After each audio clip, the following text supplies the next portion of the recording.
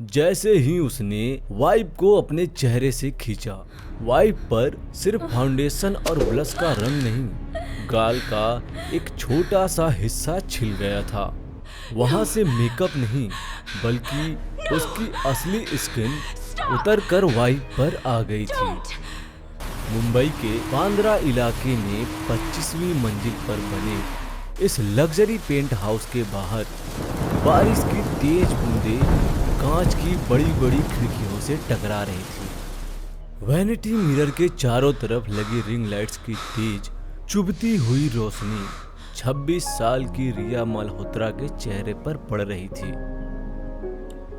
रिया ने विदेशी makeup remover wipe निकाली और उसे अपने गाल पर रगड़ा। उसे बस अपना हैवी पार्टी मेकअप ही हटाना था। लेकिन जैसे ही उसने वाइप को अपने चेहरे से खींचा, उसके हाथ ठिठक गए। उसके दाहिने गाल पर एक अजीब सी जलन उठी। उसने शीशा में ध्यान से देखा, गाल का एक छोटा सा हिस्सा छिल गया था। अंदर का कच्चा लाल मांस दिख रहा था। रिया की सांसें अटक गईं। उसने एक ही झटके में वाइप डस्टबिन में फेंक दी। तभी उसे एक अजीब सी गंध आई। वो गंध उसके महंगे शैनेल परफ्यूम की नहीं थी। कमरे का एसी 18 डिग्री पर चल रहा था, फिर भी कमरे में एक अजीब सी घुटन भरी जली हुई रबड़ और सूखे खून जैसी गंध तैर रही थी। मॉम!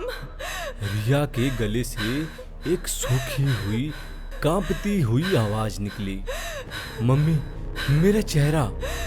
लेकिन बाहर से कोई आवाज नहीं आई। सिर्फ 25 मंजिल नीचे मुंबई की सड़कों पर बारिश के बीच ब्रेक मारती हुई किसी गाड़ी की चीखती हुई आवाज गूंजी।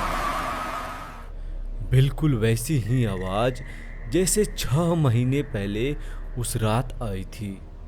रिया मल्होत्रा कोई आम लड़की नहीं थी। इंस्टाग्राम पर उसके 3 मिलियन फॉलोअर्स थे।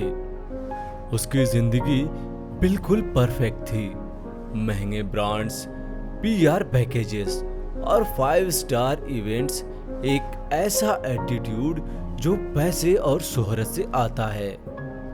लेकिन इस परफेक्शन के पीछे एक राज था। एक ऐसा राज जिसे उसके पिता के पैसों ने और उसकी पीआर टीम ने बहुत सफाई से दफना दिया था। 6 महीने पहले एक बारिश वाली रात, एक लेट नाइट पार्टी के बाद रिया अपनी नई एसयूवी खुद चला रही थी। वो नशे में थी। अंधेरे में उसे वो दिखा ही नहीं। एक गरीब आदमी जो अपनी पुरानी साइकिल पर सब्जियां लाद कर सड़क पार कर रहा था। एक जोरदार टक्कर, एक झटका और विंडशील्ड पर खून के छींटे। रिया ने गाड़ी नहीं रोकी थी। उसने बस अपने बॉयफ्रेंड कबीर को फोन किया था। फिर उसके पिता ने पुलिस को खरीदा, न्यूज़ चैनल्स के मुंह बंद किए और एक गुमनाम सी एफआईआर किसी अज्ञात ड्राइवर के नाम पर दर्ज होकर फाइलों में दब गई। रिया के लिए बस वो एक बुरा सपना था। उसने खुद को समझा लिया था कि वो आदमी वैसे भी गरीब था। कुछ लाख रुपए उसके परिवार को भिजवा दिए गए थे, हिसाब बराबर। लेकिन अब रिया का पुराना मेकअप आर्टिस्ट एक छोटी सी गलती के कारण रिया के गुस्से का शिकार होकर नौकरी से निकाला जा चुका था।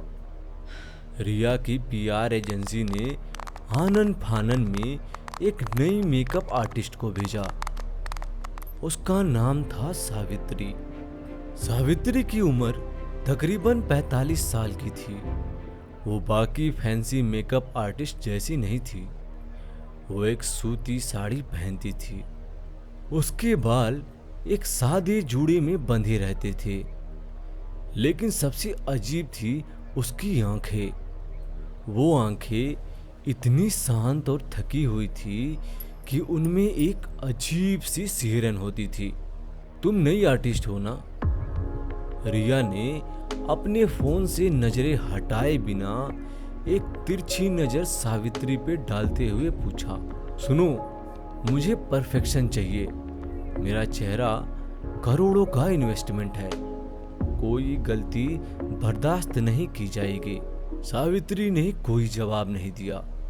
उसने बस अपना पुराना घिसा हुआ काले रंग का बैग खोला और अपनी किट निकालने लगी। मैं सब समझती हूँ रिया जी, चेहरा ही तो सब कुछ है। मैं इसे ऐसा बना दूंगी कि कोई असली दाग देख ही नहीं पाएगा। रिया को ये Whatever. बात Now, बहुत let's अजीब get लगा, serious. लेकिन उसने इग्नोर कर दिया। उस दिन सावित्री ने जो मेकअप किया वो इतना फ्लॉलेस था कि रिया के फॉलोअर्स पागल हो गए। सावित्री के हाथों में जादू था। रिया को लगा उसे दुनिया की बेस्ट आर्टिस्ट मिल गई है। उसे नहीं पता था कि वो जादू नहीं, वो श्राप था। उस पहली रात जब गाल की स्किन उतरी, रिया ने उसे एक मामूली स्किन एलर्जी समझा।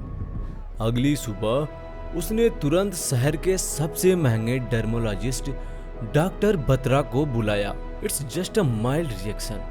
डॉक्टर ने एक महंगी एस्टेरॉइड क्रीम लिखते हुए कहा, शायद किसी नए प्रोडक्ट की वजह से ये हुआ है, कुछ दिन मेकअप अवॉइड करो। लेकिन रिया मल्होत्रा बिना मेकअप के कैमरा को फेस नहीं कर पाती थी। अगले दिन उसका एक बहुत बड़ा ब्रांड शूट था। जब सावित्री आई तो रिया ने उसे वो लाल दाग दिखाया। देखो देखो तुमने क्या कर दिया। कौन सा घटिया प्रोडक्ट यूज किया था कल। रिया चिल्लाई। सावित्री का चेहरा एकदम शांत था। उसने धीरे से अपना बैग खोला और उसमें से एक छोटी सी काले कांच की बोतल निकाली। उस बोतल पर कोई लेबल नहीं था। ये क्या है? एक खास प्राइमर है रिया जी। सावित्री ने बोतल का ढक्कन खोला। उसमें से एक बहुत ही गाढ़ा हल्का स्लेटी रंग का लिक्विड निकाला। मेरे गांव का नुस्खा है, ये आपके इस दाग को ऐसे छुपा लेगा जैसे वो कभी था ही नहीं। रिया के पास कोई ऑप्शन नहीं था। उसने हाँ कह दिया। जैसे ही सावित्री की ठंडी उंगलियों ने उस स्लेटी प्राइमर को रिया के चेहरे पर मला, रिया को एक अजीब सी ठंडक महसूस हुई और फिर से वही गंध आई, राख, गीली मिट्टी और जली हुई रबड़ की गंध। ये कैसी बदबू है? रिया ने नाक सिकोड़ी। ये जड़ी बूटियों की महक है। सावित्री ने बिना पलक झपकाए शीशे में रिया की आंखों में देखते हुए कहा। उस दिन का सूट बहुत अच्छा गया। कैमरे पर रिया का चेहरा बेदाग लग रहा था। लेकिन उस रात जब रिया अपने कमरे में सोने गई तो असली खौफ शुरू हुआ। रात के तकरीबन 2 बजे रिया की आंख खुलती है। उसे अपने सीने पर एक अजीब सा भारीपन महसूस हो रहा था। उसे सांस लेने में तकलीफ हो रही थी। उसने उठने की कोशिश की, लेकिन उसकी पसलियों में एक भयानक दर्द हो उठा। तभी कमरे के सन्नाटे को चीरती हुई एक आवाज आई, जिसने रिया के कान को सुन्न कर दिया। ये उसके बेडरूम के अंदर टायर घिसने की आवाज थी। उसने डरी हुई आंखों से अंधेरे में देखा, लेकिन वुडन फ्लोरिंग पर उसके बेड के ठीक पास गीली मिट्टी और टायर के निशान बने हुए थे। रिया चीखती हुई अपनी माँ के कमरे में गई। क्या हुआ रिया? तू ऐसे कांप क्यों रही है? उसकी माँ सुनीता ने घबरा कर पूछा। सुनीता तुरंत नौकरों के साथ रिया के कमरे में गई। फर्श बिल्कुल साफ था, वहां पर कोई निशान नहीं था। सुनीता ने उसे गले लगाते हुए कहा, लेकिन रिया जानती थी कि वो सपना नहीं था। उसने अपनी पसलियों पर हाथ रखा। वहां अभी भी एक गहरा कुचलने वाला दर्द था। अगले एक हफ्ते में हालत बद से बदतर होती गई। रिया की स्किन तेजी से खराब होने लगी। अब वो सिर्फ एक लाल दाग नहीं था, उसकी ठुड्डी और माथे की स्किन ऐसे छिलने लगी थी जैसे किसी ने उसे खुरदरी सड़क पर घसीट दिया हो। स्किन के नीचे से खून का रिसाव होने लगा था। रिया पैनिक करने लगी। उसने सारे No. सूट्स कैंसिल कर दिए। वो खुद को एक कमरे में बंद रखी। No. उसका बॉयफ्रेंड कबीर जब उससे मिलने आया तो उसने रिया को बिना मेकअप के देख लिया और घिन से उसे छोड़कर चला गया। अब रिया पूरी तरीके से अकेले पड़ गई थी। सिर्फ सावित्री थी जो रोज आती थी। अब रिया को सावित्री की आदत हो गई थी, बल्कि एक खौफनाक लत लग गई थी।